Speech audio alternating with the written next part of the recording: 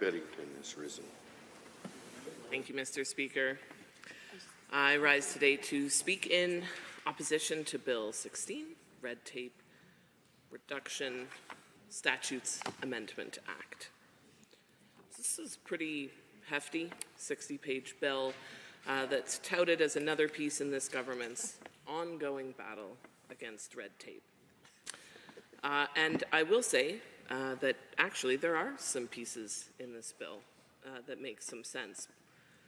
Unfortunately, when a government decides to package together changes to 230 requirements and 12 pieces of legislation across 10 ministries, it becomes almost impossible to support the bill.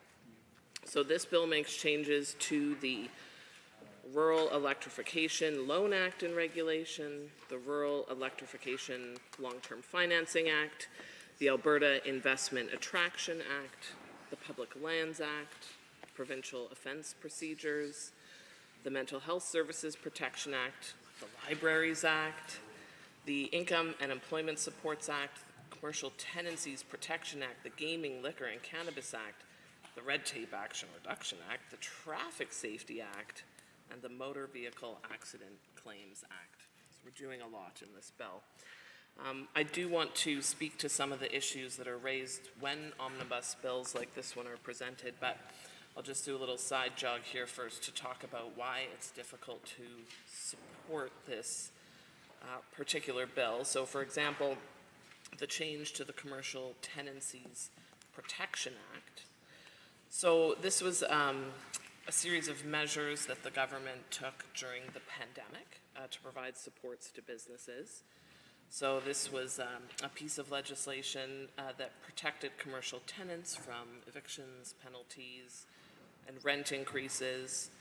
This was something that was only in place until August of 2020, and then it was no longer applicable.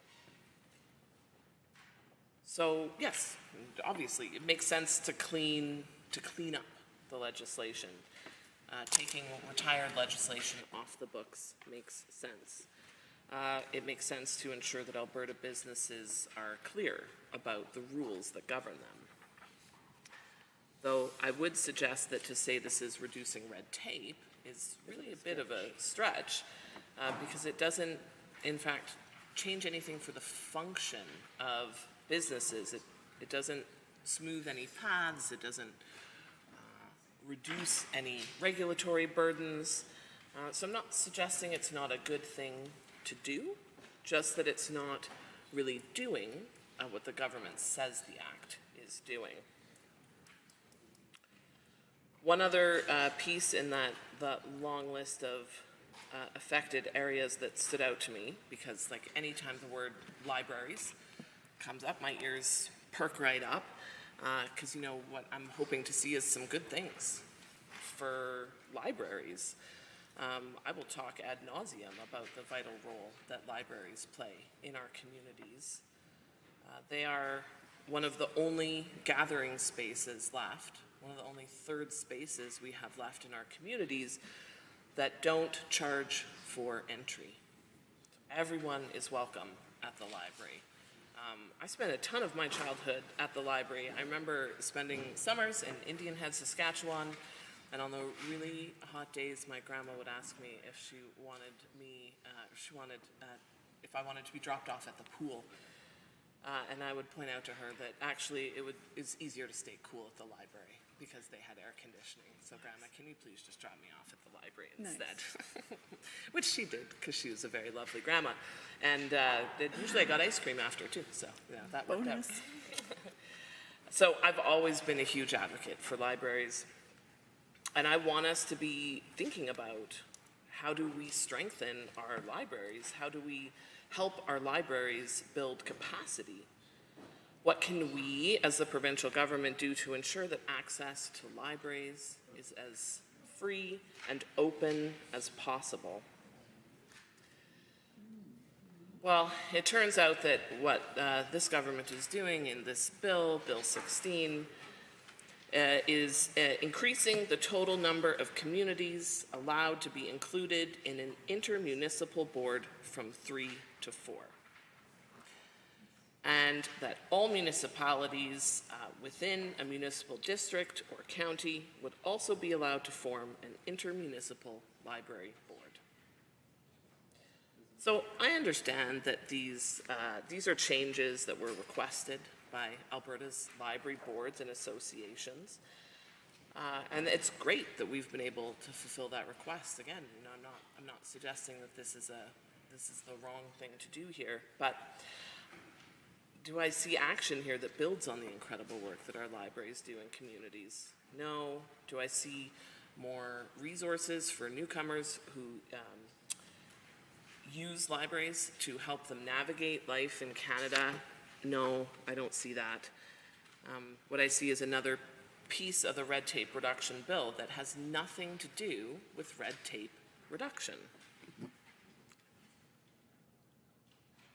So I'm going to jog back to my original point here now to just touch briefly on the issues that are presented with these kinds of wide-ranging bills.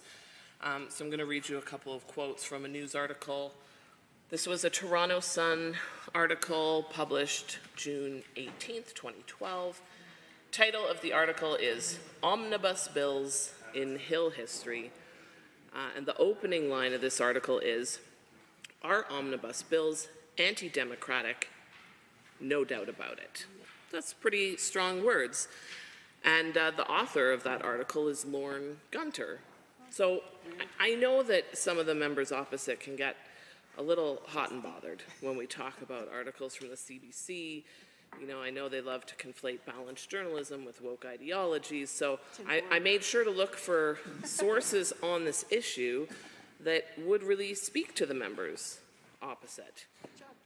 So the article goes on to talk about another popular guy in conservative circles, Mr. Stephen Harper, who in 2005 called omnibus bills a contradiction to the conventions and practices of the House. Of course, that was before Harper himself used some enormous budget omnibus bills in Parliament. Like so many conservatives, of course, Mr. Harper was never one to let his values get in the way of doing whatever it was he wanted to do in the moment. So when talking about the content of this bill, Bill 16, what really stood out to me in this article was this quote, "The fact that the contents of an omnibus bill are admirable doesn't make their use any less offensive. They are almost always an attempt to slip controversial amendments past the public without adequate scrutiny. They seek to minimize the political damage the governing party must take to advance its politics."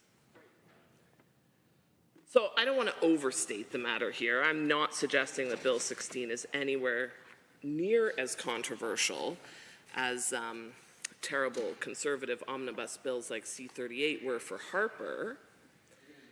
But there is the principle of the thing.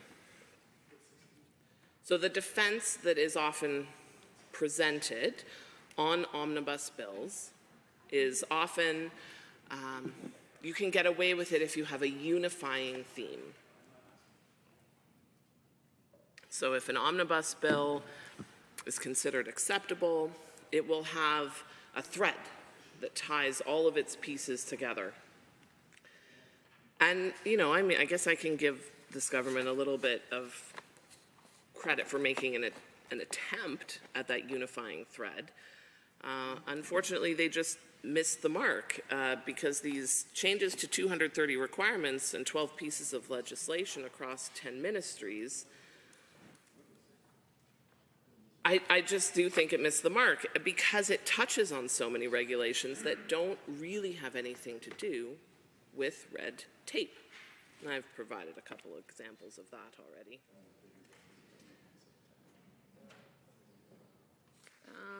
Oh yeah, so I'll just speak for a moment on one of the other aspects of this bill because the section that stood out to me was the provincial offenses procedure.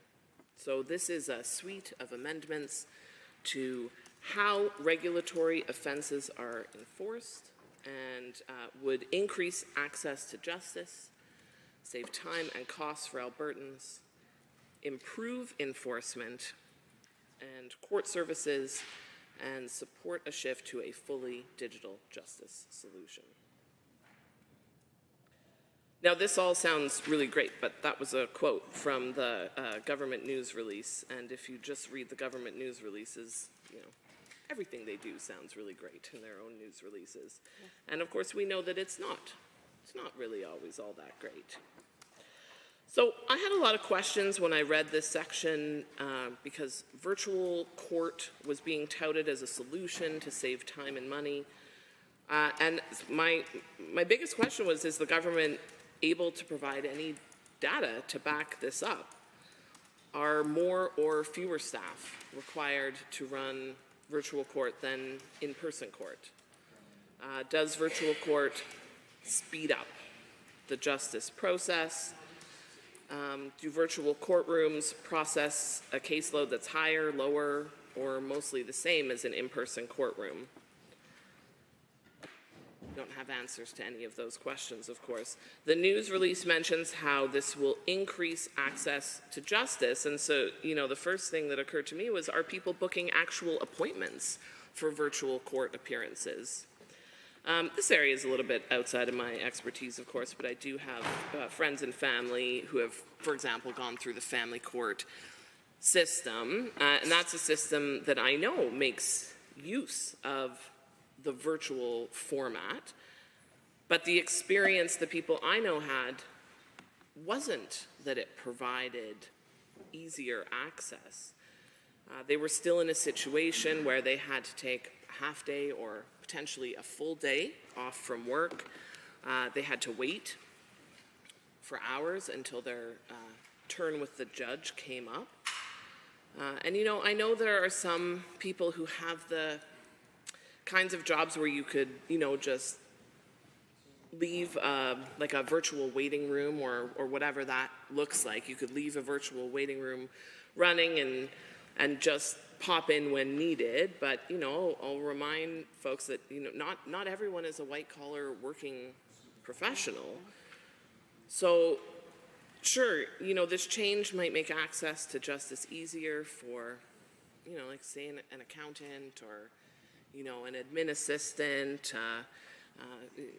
someone who has a really understanding boss. But does this, will this change increase access to justice for a grocery store cashier? For, you know, someone who has to work in the gig economy, they're driving an Uber, they're delivering your food, you know, are they able to, you know, just keep that virtual room running and just wait around for hours until it's their turn with the judge? And the answer is no, of course. You know, those people are still, whether they're, you know, going to a virtual court or going to in-person court, still going to have to take time off work to do it, right? They're still going to take that half day or full day off. So I just don't. I don't see how this does enough to improve access to justice for folks like that. Oh, sorry. It's warm in here today. Very warm. It's warm, and it smells like donuts. I think it smells like donuts in here right now. Leave the chamber, come back in, and tell me if you think it smells like donuts. It does. Like, I feel like I'm in the donut mill. It does. Okay,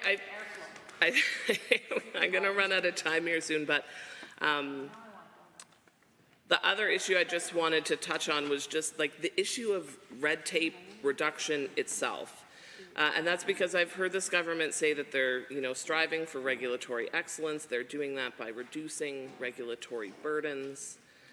But I would be remiss to not take this opportunity that I have to point out that regulation is not necessarily a bad thing. Regulations are simply requirements that a government imposes on private interests. So that's, you know, companies or it's individuals. And they don't implement those requirements to burden people. They're almost always put in place with good intentions. Regulations are designed to address public health and safety, to protect the environment, to promote fair competition, and these are all laudable goals. I see the hand coming down, so I'm going to wrap it up. Thank you, Mr. Speaker.